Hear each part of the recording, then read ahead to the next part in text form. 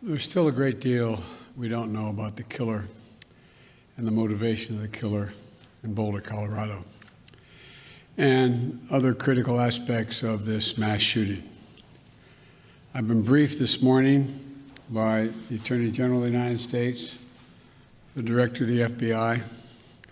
I've spoken with the governor, and I'll be speaking with the mayor on the aircraft. We're working very closely with the state and local law enforcement officials, and they're going to keep me updated as they learn more. You're going to ask me to speculate. Understandably, you'd ask me to speculate about what happened, why it happened, and I'm not going to do that now because we don't have all the information, not until I have all the facts. But I do know this. As president, I'm going to use all the resources at my disposal to keep the American people safe. As I said, at this moment, a great deal remains unknown, but three things are certain. First, 10 lives have been lost and more families have been shattered by gun violence in the state of Colorado. And Jill and I are devastated, and the feeling, I just can't imagine how the families are feeling, the victims whose futures were stolen from them, from their families, from their loved ones, who now have to struggle to go on and try to make sense of what's happened. Less than a week after the horrific murders of 8 people and the assault on the AAPI community in Georgia, while the flag was still flying half-staff for the tragedy, another American city has been scarred by gun violence and the resulting trauma. And the state, I even hate to say it because we're saying it so often, my heart goes out. Our hearts go out for the survivors, who had to flee for their lives and who hid, terrified, unsure if they would ever see their families again, their friends again. The consequences of all this are deeper than I suspect we know. By that I mean the mental consequences, the feeling of, anyway, it's just been through too many of these. The second point I want to make is my deepest thanks to the heroic police and other first responders who acted so quickly to address the situation and keep the members of their community safe. And to state the obvious,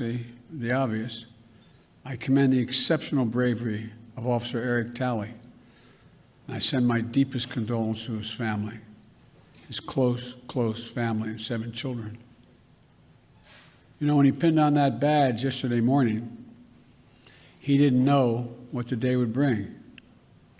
I want everybody to think about this. Every time an officer walks out of his or her home and pins that badge on, the family member that they just said goodbye to wonders whether they'll subconsciously, will they get that call, the call that his wife got.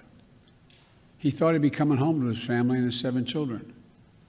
But when the moment to act came, Officer Tully did not hesitate in his duty, making the ultimate sacrifice in his effort to save lives. That's a definition of an American hero. And thirdly, I want to be very clear. This is the one thing I do know enough to say on in terms of what's happened there.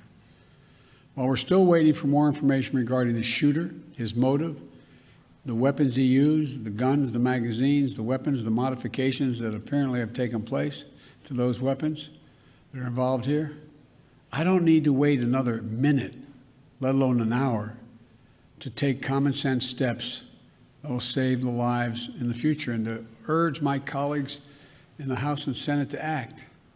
We can ban assault weapons and high-capacity magazines in this country once again. I got that done when I was a senator. It passed. It was law for the longest time. And it brought down these mass killings. We should do it again. We can close the loopholes in our background check system, including the Charleston loophole. That's one of the best tools we have right now to prevent gun violence. The Senate should immediately pass, let me say it again, the United States Senate, I hope some are listening, should immediately pass the 2 House-passed bills that close loopholes in the background check system. These are bills that receive votes of both Republicans and Democrats in the House. This is not and should not be a partisan issue. This is an American issue. It will save lives, American lives, and we have to act.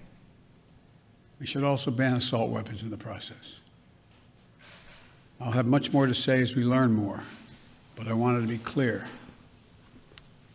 Those poor folks who died left behind families that leaves a big hole in their hearts.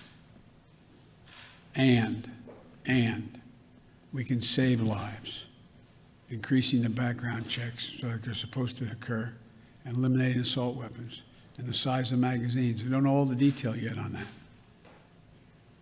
But I'll be talking to you more later today or in the next couple of days about what else we know. May God bless you all and those families who are mourning today because of gun violence in Colorado and Georgia, all across the country. We have to act so there's not more of you, there's fewer of you as time goes on. Thank you so much.